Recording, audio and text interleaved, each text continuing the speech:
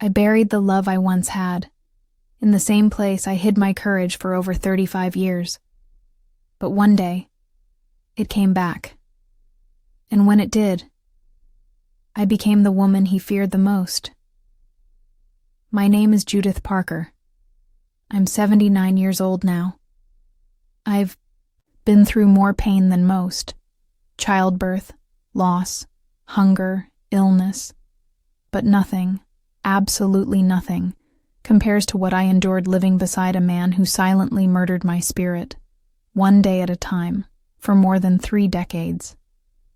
And today, I'm going to tell you everything, whether you're ready or not.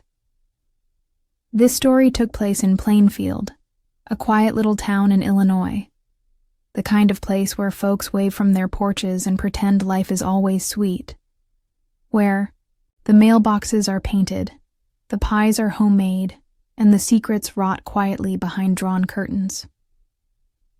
I moved there when I was just 23, fresh out of college and newly married to Mikhail Sokolov, a tall, polished man with intense eyes and a thick Russian accent. To the outside world, he was the perfect gentleman, helpful with neighbors, charming at Sunday dinners, always present at the Baptist church. But behind our closed door, Mikhail turned cold, sharp, calculating. He never laid a hand on me. That would have left marks. Instead, he erased me. One word, one look, one command at a time. I stopped wearing red. He hated red, stopped laughing in public. He said it made me look simple. I stopped dreaming. That hurt the most. And I believed him. I did. Maybe out of fear. Maybe because when you hear something long enough, you start to believe it's your own voice repeating it. My mother, Anya, lived with us. She was frail, sick and shrinking with age. She depended on me for everything. I was her legs, her voice, her memory. And he hated that. Hated how she took my attention. Hated how she still called me my little girl. Hated the fact that, even sick, she was more human than he ever could be. One day, I came home from my shift at the library and found her shaking in the kitchen. Her lips were dry. She hadn't eaten all day.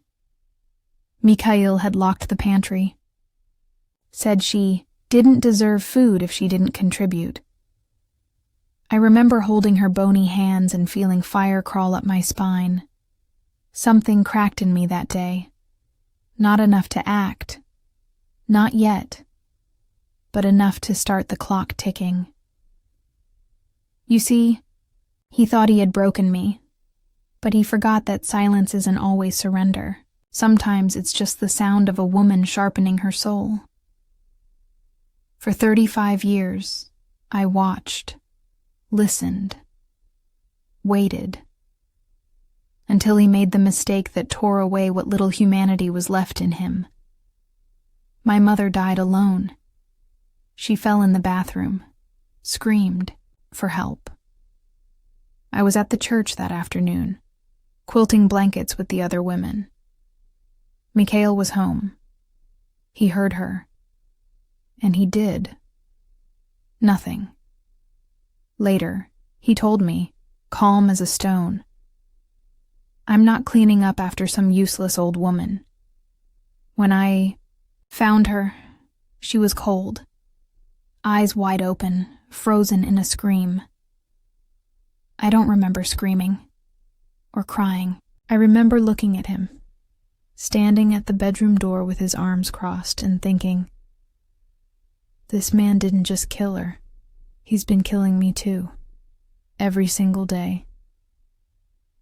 And something inside me woke up. I didn't yell, didn't pack a suitcase or run. I smiled because I finally knew. He was going to pay, not with violence. That would have been too kind. No, I wanted him to feel what I had felt, confused, powerless, forgotten. And the best part?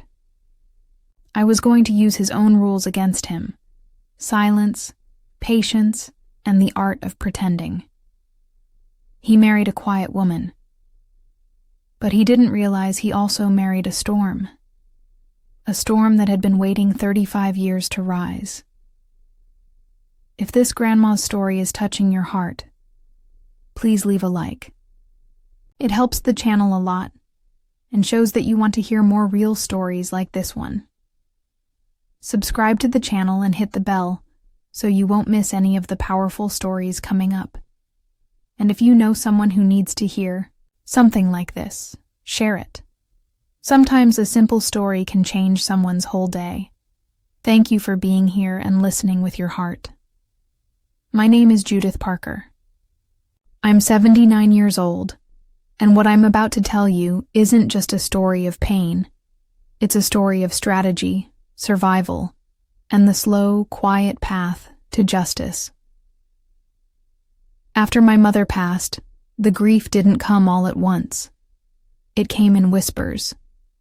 In the silence of her chair no longer creaking at dinner, in the missing clink of her teacup at 6 a.m, and in the emptiness of knowing I had lost the only person who had ever truly protected me, even when she could barely protect herself. Mikhail didn't go to her funeral. He said, "Waste of time. What's done is done."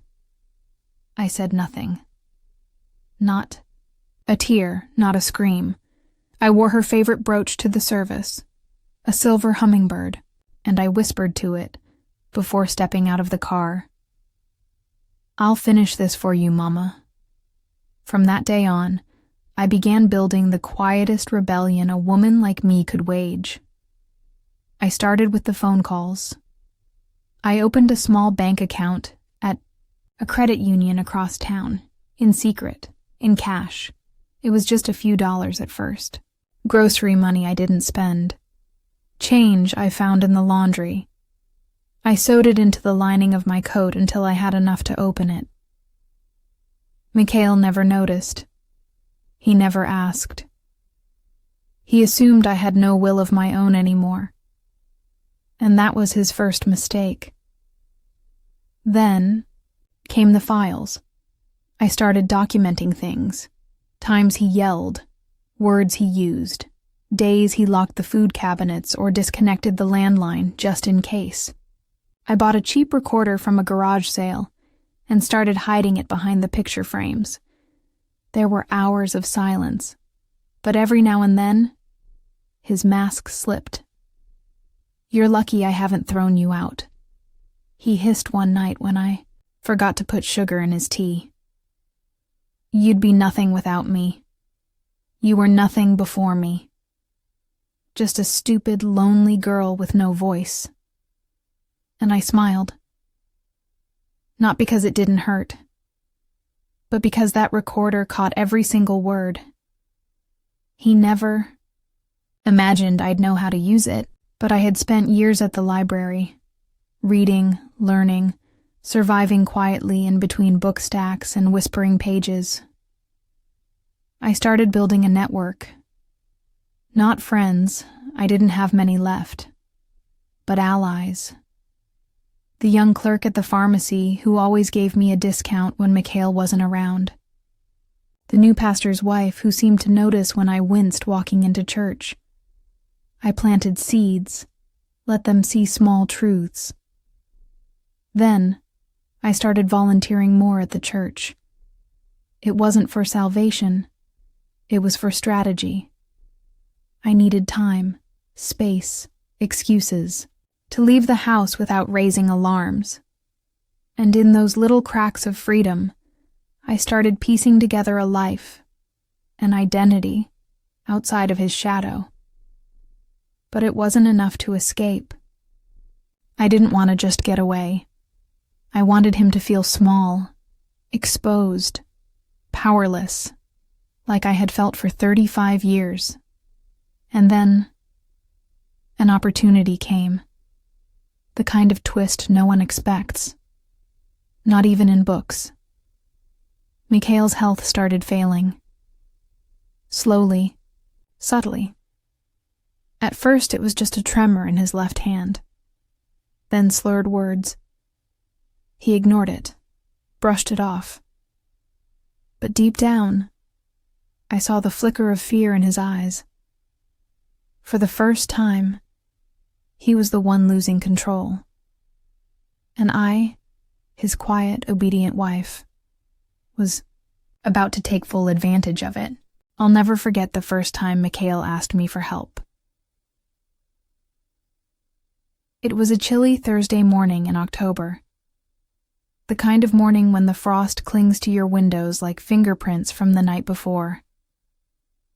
I was in the kitchen, stirring oatmeal, on the stove, when I heard something strange. His voice, not yelling, not commanding, but weak. Fragile, even. "Judith," he called from the top of the stairs. My leg. I need help." It took everything in me not to let a smile curl at the edge of my mouth. I turned off the stove and walked, slowly, up those old wooden steps. Each creak felt like a drumbeat building in my chest. When I reached the landing, I found him leaning against the banister, breathing hard, sweat beading at his temples like he'd just climbed a mountain. His left foot dragged a little. His speech was slightly off.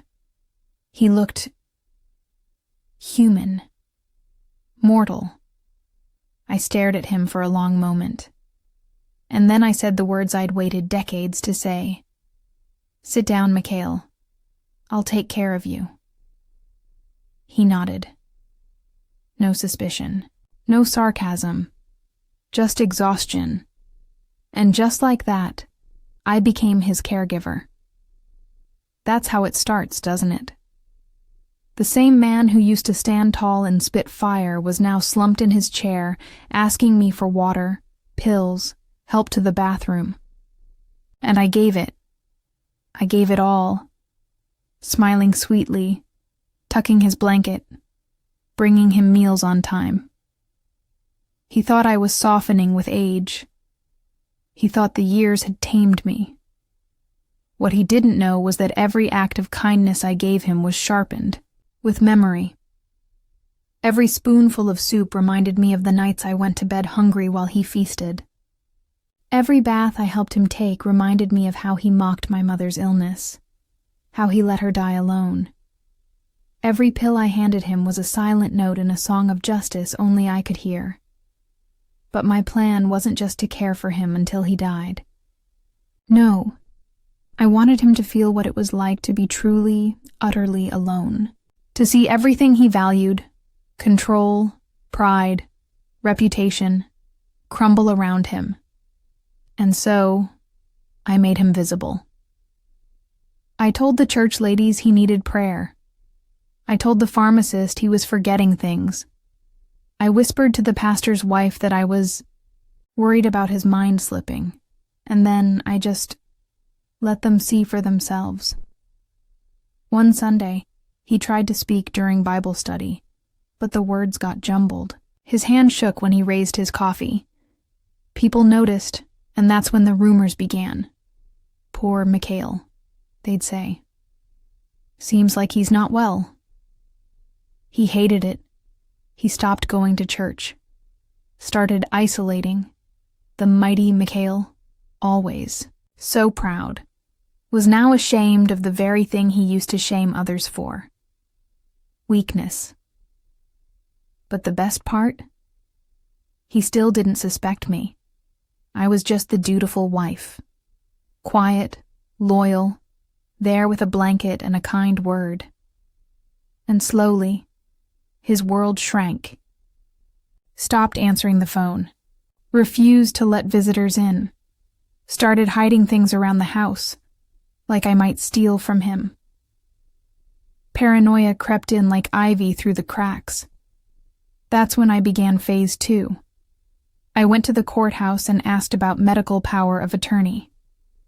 They said I needed a doctor's note if I suspected cognitive decline. So I booked an appointment. Told Mikhail it was routine. He grumbled, but came. During the evaluation, he got confused, forgot the year, couldn't spell world backward. And just like that, I had it. Legal authority. I could make decisions now, sign papers, sell property, and he couldn't stop me. You might think I'd feel guilty, but guilt died a long time ago in this house, suffocated under 35 years of manipulation and cruelty. What I felt was control. Not revenge yet. Not fully. That was still coming. But for the first time in decades, I was steering the wheel, and I intended to drive him straight into the same hell he'd built for me. There's a certain silence in the house now. Not the kind that soothes or settles. It's thick, like fog. Heavy with things unsaid. Mikhail sits in his armchair most days, staring out the window like he's searching for a past that no longer belongs to him. And me? I drift through the rooms with a calm so rehearsed it might as well be carved in stone. He doesn't talk much anymore, just mutters, grunts. Sometimes he forgets my name. Other times he remembers too clearly and calls me things I won't repeat. But the words don't cut the same way they used to. When someone's power slips from their hands, their anger just sounds tired.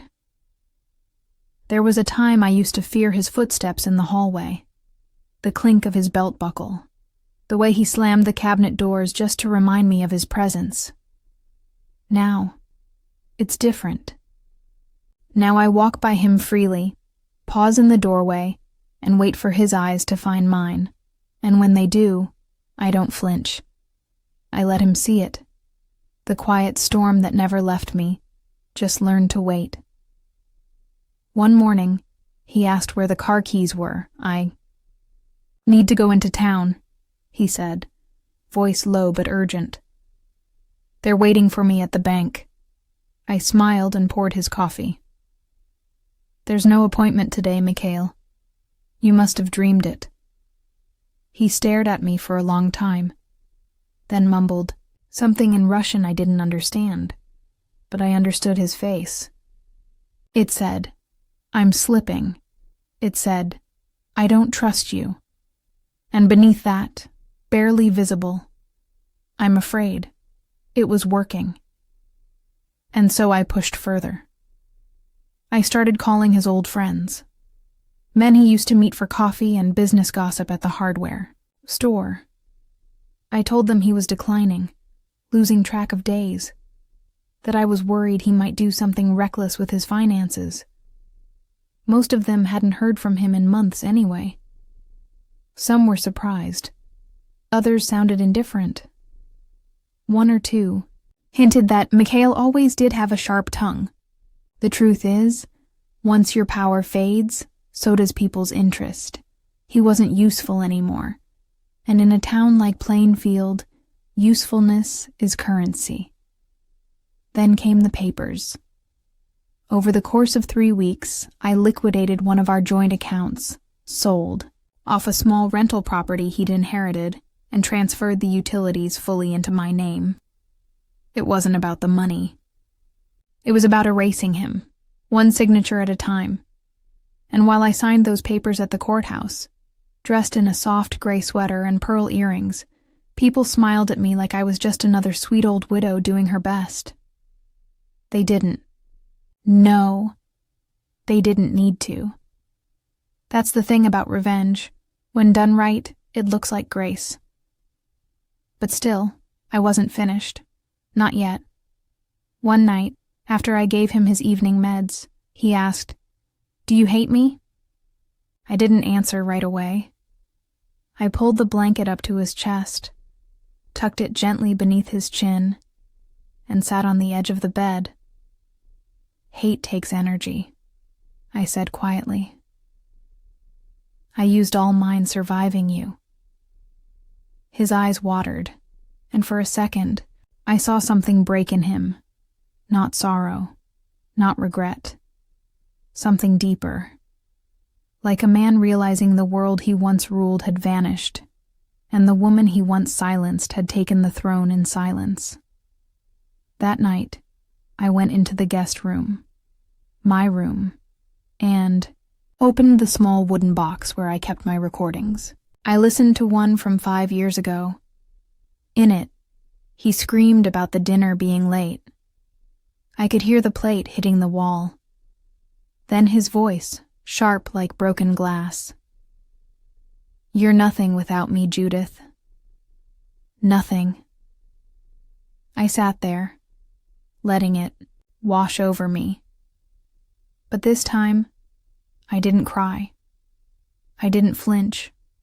I pressed delete.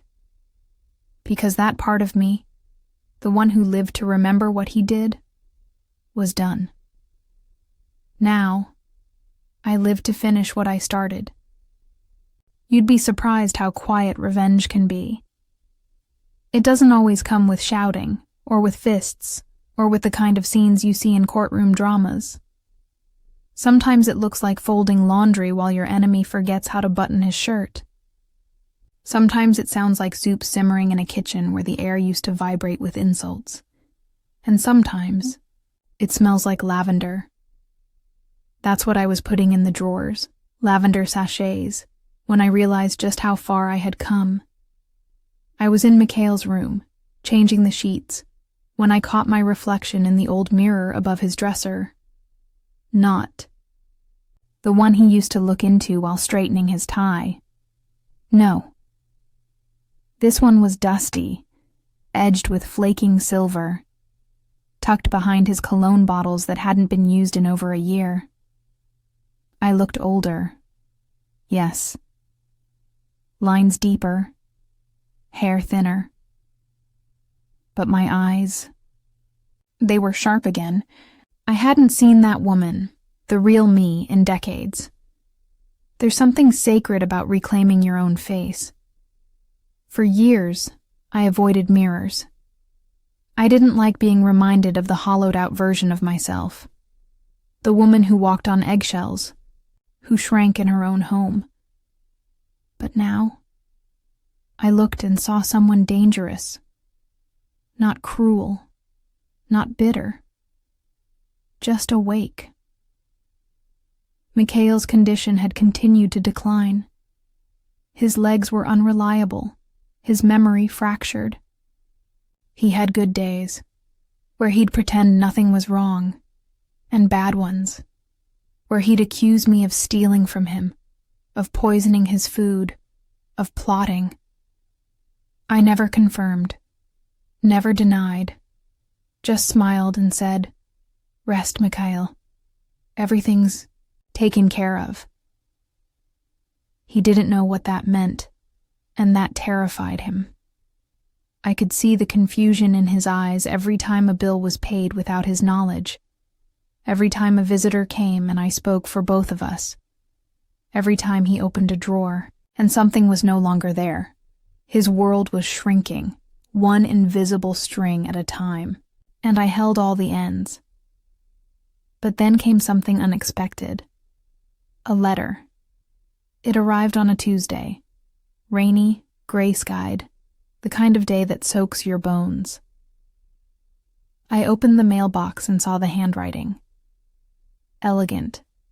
Careful. It was from his sister Irina, in New York. We hadn't heard from her in years. She wrote, "Dear Judith, I know Mikhail may not want to see me, but I'd like to visit. I've heard he's not well. I want to come before it's too late. Irina." I froze. Irina had always been the only member of his family who ever treated me like a person. She was quiet, reserved, but kind. I remembered her giving me a scarf once during a cold winter visit. Pale blue, hand-knitted. Mikhail had tossed it out the next morning. He said it made me look poor. And now she wanted to come. For a moment, I felt panic rise in my throat. Not because I feared her, but because I realized something important. I wasn't ready to let the world see what I had done, because what I had done wasn't visible. I hadn't hit him, hadn't abandoned him, hadn't screamed, but I had taken control, bit by bit, decision by decision. I had taken back the home, the finances, the conversations, the respect. And Irina might see that. And what if she pitied him?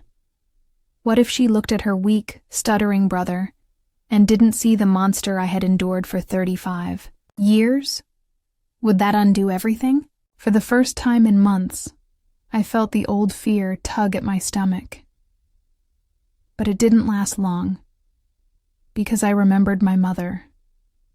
How she trembled, how she apologized for existing, how she died begging for dignity.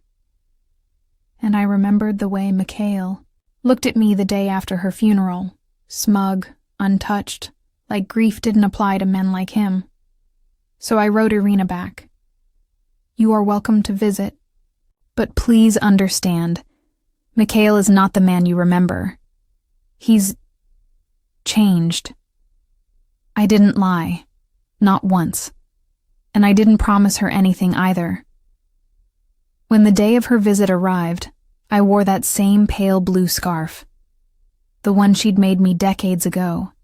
I had saved it, hidden it, waited for a day like this.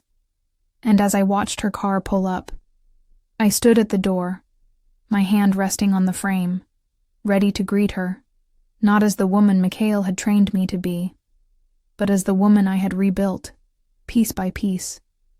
She stepped out of the car slower than I remembered her. Irina Sokolov had always moved with a dancer's grace, even in silence. But now, she carried time in her bones, just like I did. Still, there was something about her posture. Upright, proud, a quiet defiance in her spine, that reminded me exactly why Mikhail never liked her much. She walked up the porch steps and stopped when she saw me. Her eyes softened, lips pressing into a line that wanted to be a smile, but couldn't quite make it. Judith, she said, voice low and sincere. You look strong. I didn't expect that. Not, you look tired. Not, how have you been? But strong. I stepped aside and held the door open. Come in. He's in the back room.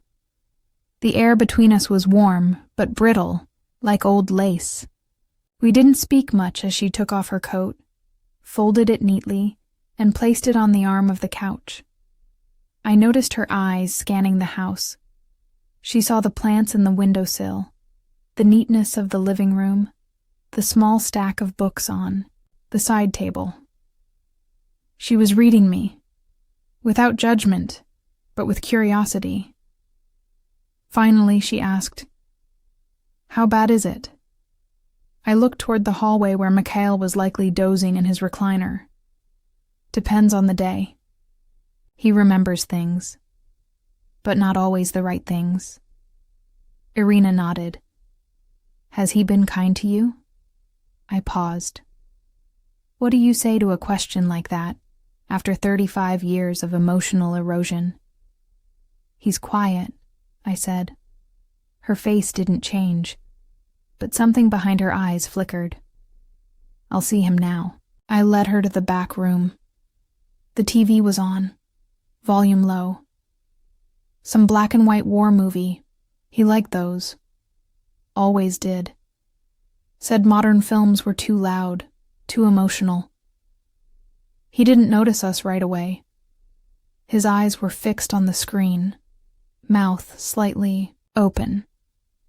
Mikhail, I said gently. You have a visitor. His eyes shifted slowly, dragging across the room like someone trying to recognize their own reflection after too many years. Irina, he said, not a question. More like a memory surfacing. She knelt beside him, reached for his hand. I came to see you, she said softly. It's been too long. His lips moved, but no sound came out. Then, you look old. Irina laughed, not mockingly, just a quiet, resigned sound. So do you. I stepped back, gave them space. But I didn't leave. I needed to hear what would unfold. He stared at her, and then at me. Something in his expression darkened, like a veil lifting for a second. She turned you against me, he muttered. Didn't she? Irina didn't flinch. She held his hand tighter. No one needed to turn me, Misha. I watched you for years. You just didn't notice. He looked away, angry, embarrassed. His pride, the last piece of armor he had, was cracking. I almost felt sorry for him. Almost. Irina stood and turned to me. Can we talk outside for a moment? We stepped onto the porch, the cool wind brushing against my face like a question. He's not well, she said. I know, I replied. I mean, not just physically, emotionally, spiritually. I know, I repeated. But that's not my burden anymore. Irina looked at me, her voice barely above a whisper. Did he ever tell you what our father was like? I shook my head. He was worse, she said. More violent, more cruel. Mikhail never really escaped it. He just became it. That hit me like a stone in still water. Ripples of truth and pity. But pity isn't the same as forgiveness.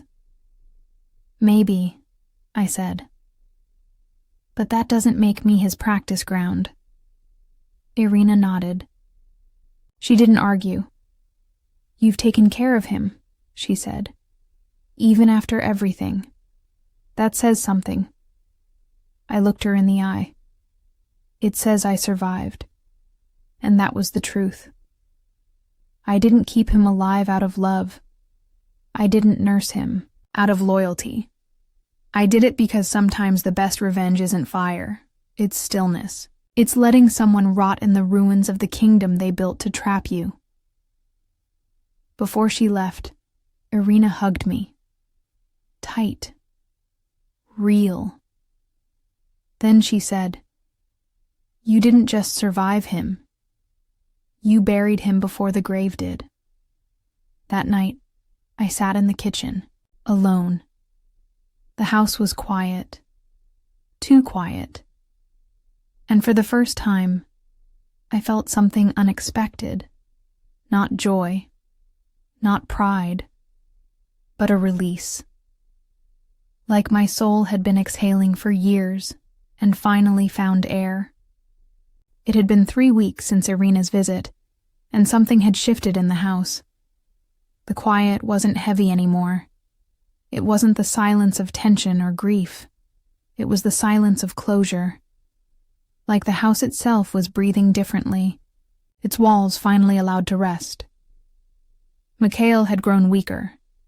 He barely left his chair now. His hands trembled constantly, and his sentences drifted off halfway through, like his thoughts were birds that refused to land. I watched it happen with a stillness I couldn't have imagined years ago. Not out of coldness, not vengeance even. It was simply clarity. There are things you only understand when you've outlived your pain. One morning, I brought him his tea, black, no sugar, just the way he used to demand it, and placed it gently on the tray beside his chair. He looked at it like he didn't recognize what it was. Then he looked at me. There was no fire left in those eyes. Just fog. Judith, he whispered. Why are you still here? The question settled between us like dust on a forgotten photograph. I could have said 100 things, because I had nowhere else to go, because I still pitied him, because I was waiting for the last thread of justice to snap into place. But instead, I said, because I'm free now. He blinked, slowly. No, you're not. I am, I said calmly. You just don't know what that looks like. And he didn't. Men like Mikhail never do. They think freedom is noise, movement, escape. But for women like me, it's peace. It's cooking dinner without trembling. It's breathing without asking permission. It's having a thought, a single thought, that no one can silence or shame. That day, I sat beside him, not because I had to, but because I chose to. I watched him struggle to lift his cup. His hands trembled so much that he spilled a little on the tray. He cursed under his breath, an old reflex, then looked at me like a child caught breaking something precious. He wanted me to scold him. He needed me to play the role he wrote for me all those years ago. But I didn't. I took the cloth, wiped the tea gently, and said, "Accidents happen." His mouth opened to respond, but he said nothing. He looked confused, as if the kindness hurt more than cruelty ever did. And maybe it did. Because kindness, real kindness, is only painful when you know deep down you never deserved it. That evening, I went up to the attic. There was a trunk I hadn't opened in decades, lined with dust and memories I had buried for my own survival. Inside were old letters, photographs, a scarf my mother knitted during her last winter, and a notebook. My notebook, the one I had written in during the early years of our marriage, before the silence, before I learned to erase myself. I opened it, flipping past pages of grocery lists and embroidery patterns, until I found a single entry written in shaky cursive. If I ever disappear inside this house, please let it be known I was here. I lived. I dreamed once. My name is Judith Parker, and I was not born to be broken. I stared at the page for a long time. Tears didn't come, just warmth, recognition. That girl, the one who wrote those words, hadn't vanished. She'd gone, underground, waited out the storm. And now, she was back, stronger, wiser, untouched in the places that truly mattered. Downstairs, I heard the TV flicker on again. Another war movie. Mikhail's voice called out, uncertain, tired. I didn't rush. I didn't flinch. I closed the notebook, placed it back in the trunk, and whispered to the silence, I was here. I am here. Then I went downstairs, one step at a time. Not because he needed me, but because I had chosen who I was now, and she didn't run anymore. People often think revenge has to be loud. They picture it in headlines, courtroom verdicts, flames. But the most powerful kind of justice I've ever known came in whispers, in unspoken victories, in the way a man, once feared by everyone, now needed help just to reach for a glass of water. Mikhail no longer recognized the house he ruled. The sharp corners had softened. His framed diplomas were replaced with watercolor paintings I made in my spare time. The leather-bound Russian books he kept on the shelf to impress visitors were now tucked in a box in the garage, replaced by gardening guides and cookbooks. And the photographs, all gone. He used to insist that only his family be displayed. His ancestors, stoic in black and white, lined up on the mantel like royalty. But now the mantel held pictures of wildflowers, my mother's lacework framed under glass, and a small photo of me and a girl from the church group, arms around each other, laughing so hard our eyes disappeared. Judith Parker was back in her home. One day, I walked into the living room and found Mikhail crying, not sobbing, not shaking, just 2 steady tears running down his weathered cheeks as he sat staring at the blank television screen. He didn't see me at first, and I didn't say anything. I stood in the doorway, watching him, this man who had once towered over me with words and rules and cold shoulders, and I felt nothing, not joy, not anger, just a kind of clean emptiness, a vacuum where the fear used to live. When he finally noticed me, he wiped his face with the back of his hand, like a boy caught doing something shameful. "I had a dream," he said. His voice was hoarse, dry like rust. "What kind of dream?" "I was drowning, but no one helped. They all stood around, watching." His lips quivered. "Even you." I didn't answer. I just sat down in the chair across from him and folded my hands. For years, he made me feel like I was invisible, and now, his worst fear was my absence. Maybe that was the justice he never expected, that I had finally become more than a shadow under his roof. I watched him for a moment longer, then said, "I used to dream like that too. For years." He looked at me, really looked. "Did I do that to you?" His voice was a threadbare string. I wanted to scream, yes, to read him the long, painful ledger of every insult, every withheld meal, every time he looked past me like I was just part of the furniture. But I didn't, because the woman he tried to break would have needed him to acknowledge it. And I didn't. I didn't need his guilt. I didn't need his apology. I had outlived both. So I said, "It doesn't matter now." And it didn't. Because while he sat stuck in the ruins of what he had built, I had already walked out the back door into a life he never imagined I could create. I had started teaching painting classes at the community center. Nothing fancy, just a handful of women, brushes, watercolors, and stories. We'd talk about recipes, husbands, kids, books we never finished. We'd laugh, sip tea, and forget the years we'd been quiet. They didn't know my full story. They didn't need to. But in their eyes, I was not Mikhail's wife. I was Judith.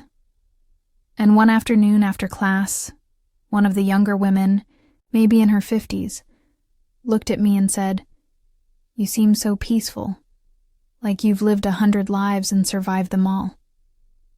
I smiled. "I have," I said, "and now I finally get to live the one that's mine." That night, I came home, to find Mikhail asleep in his chair, the TV still buzzing low. I turned it off, adjusted the blanket on his lap, and as I leaned down, he stirred and whispered, "Don't leave me." It wasn't a command. It wasn't a threat. It was a plea. And in that moment, I saw not the man who hurt me, but the empty shell of what he'd become, and the woman I was, becoming, strong, whole, free, had no room left in her soul for hatred. I stood there for a long moment, then whispered back, "I already did," and I walked upstairs, where peace waited like a warm bed. Sometimes I sit on the porch just before sunset, a cup of chamomile tea in hand, and listen to the wind move through the trees. It's strange how this old house, once a prison of silence and shame, now feels almost holy. The same floorboards that used to groan under his heavy footsteps now creak like old friends. The kitchen, where I once held back tears while chopping onions, now smells of cinnamon, rosemary, and sometimes even laughter. Mikhail is still here, but he's hardly a presence now. More of a shadow, a soft one, fading. He sleeps most of the day, mumbles things to people who aren't there. Sometimes I catch fragments, names I don't recognize, Russian phrases, apologies. Maybe ghosts visit him. Maybe memory finally turned against him, the way he turned against me. I don't interfere. I feed him. I keep him clean. I make sure the house is warm. But I don't hold his hand anymore. That part of me died long before his body began to wither. And yet, something has shifted inside me. Not forgiveness, not the kind that erases, but a stillness. Like a wound that doesn't ache anymore, even if the scar is still tender. Last Sunday, at the community center, a girl named Naomi, just 52 and recently widowed, asked if I'd speak to the group about healing. I laughed out loud when she asked. Not because I didn't have something to say, but because healing is a strange thing to talk about when you've spent decades pretending you didn't need any. But I agreed. I stood in front of 15 women, all of them looking for something. Hope, maybe, or at least proof that it's possible to rebuild after the wreckage. And I told them a version of my truth. I didn't give details. I didn't name Mikhail. But I said this. Sometimes we survive things so quietly, even we forget it happened. We tell ourselves we were strong because we endured. But real strength, it's in what you build after the storm. It's in laughing again, planting things, telling your story, even if your voice shakes. When I finished, the room was silent. Then one by one they clapped, not loud, not wild, just gentle palms touching. Like they knew. Like they'd lived it too. And maybe that's what matters most, that we find each other in the dark. That night, I came home, made soup, and left. A bowl on Mikhail's tray. He didn't say thank you. He never did. But for the first time, I didn't expect it. Later, I pulled out the old photo album I used to keep hidden behind the cleaning supplies, tucked away like a sin. Photos of my mother, her soft smile like moonlight. Photos of me before the lines set into my face. Even one from my wedding day. Me in that pale blue dress, eyes bright, heart blind. I almost tore that one up. But I didn't, because even she, that girl, deserves compassion. She did what she could. She lasted. And that's worth honoring. Not erasing. I slipped a small note behind the photo. You didn't fail. You waited until you could rise. I don't know what will happen in the next few months. Mikhail's body is weakening fast. His mind is a map with torn corners. Sometimes he mistakes me for his sister. Sometimes for his mother. And sometimes, just sometimes, he looks at me with a flicker of something that might be regret. But it doesn't matter. Because I am no longer a reflection of his cruelty. I am a mirror of my own survival. Every time I walk into that kitchen, into that garden, into that art room with my paints and my stories, I take up space. The kind of space he tried to shrink for so long. And now, I stretch out in it like sunlight, over fresh snow. The end didn't come suddenly. It came the way winter arrives in a small town. Quietly, creeping through the cracks, soft at first, then all at once. Mikhail stopped speaking 3 days ago. At first I thought it was stubbornness, the final act of a man who'd spent a lifetime controlling the room with silence. But by the second day I knew better. He wasn't refusing to talk. He was letting go. His eyes stayed open, but they no longer focused. He'd look toward the corner of the room like he was seeing something or someone I couldn't. Sometimes he smiled faintly, as if greeted by a memory only he could touch. Other times, his lips moved without sound, prayer or plea. I couldn't tell which. I kept his room quiet. Dim lighting, warm blankets, a small vase of daffodils from the garden. He used to hate the smell of flowers in the house. But now he had no say, and for the first time in our marriage, I did everything the way I wanted. I played soft classical music instead of his old Russian marches.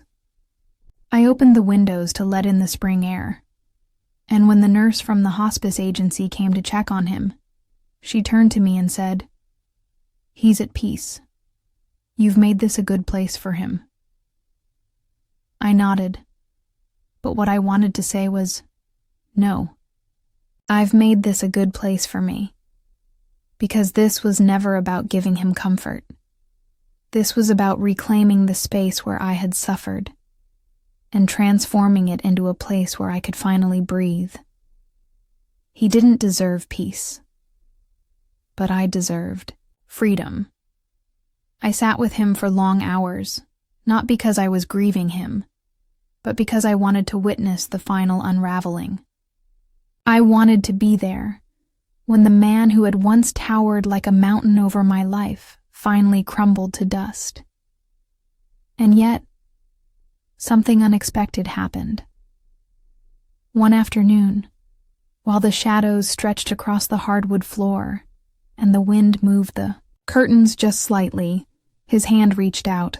It wasn't a gesture I recognized. There was no command in it, no authority, just softness. He gripped my fingers lightly, and then, for the first time in my entire life, I heard him say my name like a man, not a master. Judith. One word, no sharp edge, no weight, just my name. Like it belonged to me again. I waited, unsure if there would be more. But there wasn't. And in that one moment I felt something shift. Not in him, but in me. I had spent decades building walls inside myself. Bricks made of silence, mortar mixed with fear. And now, piece by piece, those walls were dissolving. Not because he asked for forgiveness, but because I didn't need it. I had already become whole without it. That night, I walked the house with a candle in hand, like I was blessing the rooms, the kitchen, the hallway, the attic door. Each one held ghosts, but none of them scared me anymore. I stopped in the living room, in front of the fireplace, and lit a small match. I burned one page from the old notebook I'd kept hidden all these years. Not the first entry, not the last. Just a page from the middle. The one where I'd written down the day I realized I couldn't escape him. That day was gone now, because I had escaped, not with a suitcase or a siren, but with my strength, my stillness, my story.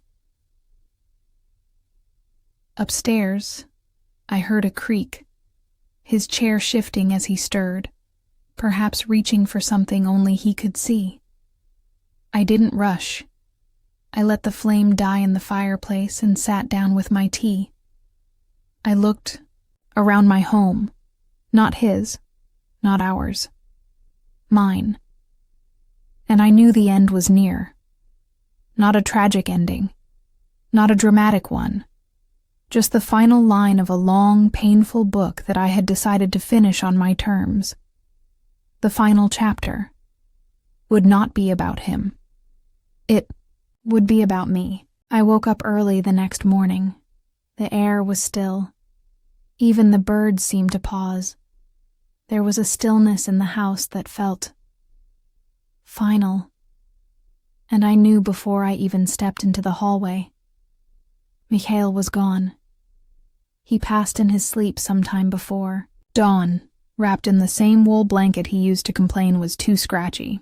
His hands were folded, his eyes closed. For the first time in our lives together, his face looked quiet. Not peaceful, maybe. But still, I didn't cry. I stood at the doorway and whispered, "Goodbye." No more. No less. Then I walked outside and sat on the porch, his death not a loss, but a release. The sky was blushing orange. The wind carried the smell of cut grass and soil. Life was still moving, and I was still here.